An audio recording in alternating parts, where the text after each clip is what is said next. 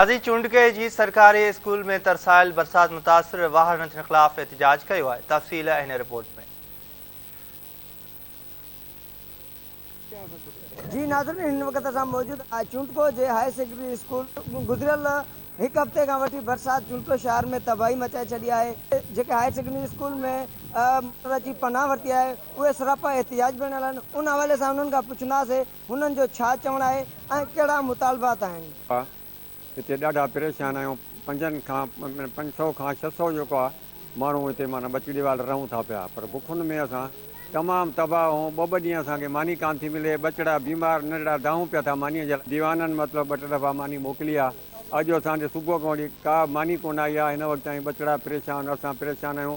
ख़ुदा वास्ते असांजी का सार संभाल इहे ई इल्तिजा था करनि हुकूमत खे असांजी मदद कई वञे। घर बर सभिनि जा टुटी पिया आहिनि। सरकारी बिल्डिंग में अची पाण अची वेठा आहियूं।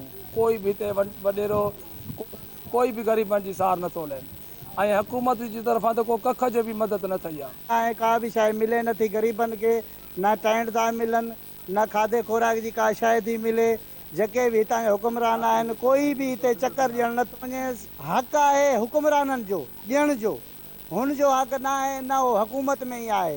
उहे कोई बि नथो चकर ॾियणु अचे। को बि माना सरकारी या सही के चाहे तो MP आहे या को वॾेरो या को बि असांजो सार संभाले हुकूमत जे तरफ़ों सही के या मुख़्तियार कारा आया हिते त असांजा 30 माण्हू उन्हनि खे असांखे 3 थैलियूं ॾिनऊं सही के जा। वरी बि असां पंहिंजो माना पिन सिन करे गुज़ारो असां कयो। कैमरामैन अल्ताफ़ गोपांग सां गॾु जावेद गोपांग, धरती TV।